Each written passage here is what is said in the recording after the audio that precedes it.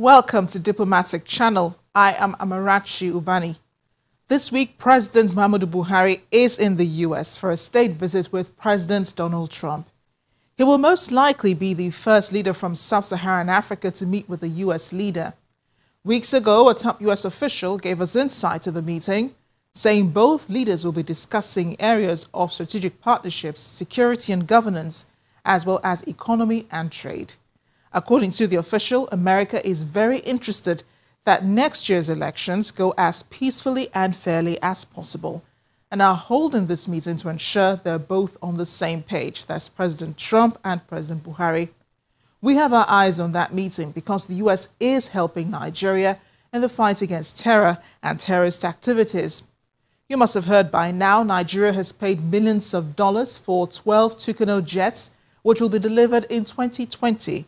The official says this is because the jets are not readily available, but have to be built when there has been a financial commitment to the request. Now to that historic meeting between the leaders of the two Koreas. If you thought North Korea's leader Kim Jong-un was a hard man, unperturbed by issues around the world, and a nuclear-hungry leader who intends to bomb all of her neighbors, you need to think again.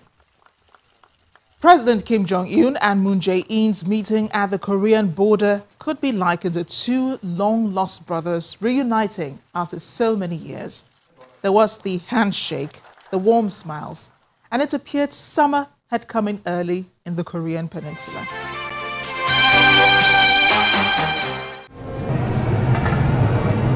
A long-awaited meeting that would finally take place in a matter of minutes.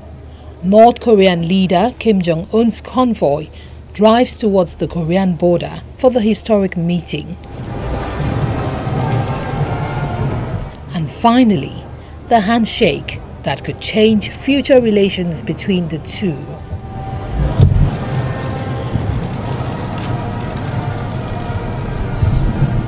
North Korea's state-run television, KRT, on Saturday reported on the Inter-Korean Summit and called the meeting a turning point for the Korean peninsula. At the talks on Friday, both sides had a candid and earnest exchange of views on matters of mutual concern, including the issues of improving the North-South relations and ensuring peace on the Korean peninsula. KRT separately reported the joint statement North Korea's Kim and South Korea's Moon presented after the first summit in more than a decade between the two Koreas. Both leaders pledged to work for complete denuclearization of the Korean peninsula and agreed on a common goal of a nuclear-free peninsula. They said hostilities will cease and bring an official end to the Korean War this year. They also said they'll work to make sure what was agreed upon on Friday will be achieved. And South Korea President Moon Jae-in says he has agreed to visit Pyongyang later this year. According to the South Korean President's office, North Korea's nuclear test site will close in May in a public event, and foreign experts from South Korea and the US would be invited to watch. News of the meeting made headlines around the world, with leaders responding to the dawn of a new era. US President Donald Trump tweeted on Friday morning, "After a furious year of missile launches and nuclear testing, a historic meeting between North and South Korea is now taking place. Good things are happening, but only time will tell." He later said he was encouraged by the historic meeting, but that he would not repeat the mistakes of past administrations and would maintain pressure on Pyongyang until denuclearization occurs. I think the responsibility has fallen on the shoulders of the President of the United States, and I think I have a responsibility to see if I can do it. And if I can't do it, it'll be a very tough time for a lot of countries and a lot of people.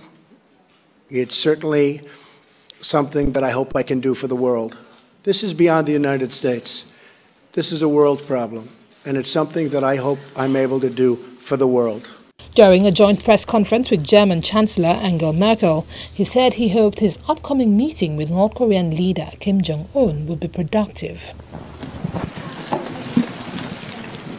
Leaders of the 10-member Association of Southeast Asian Nations welcomed the positive tone of the Inter-Korean summit and say they are waiting for the next step.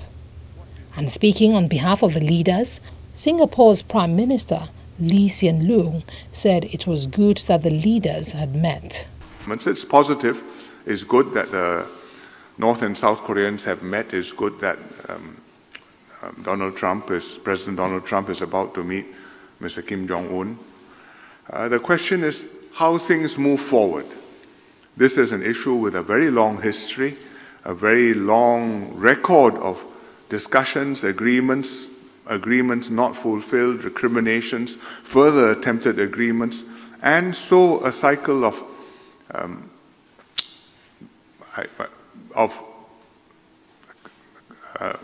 tensions and mistrust. The UN Secretary General, Antonio Guterres, praised the courage of the leaders.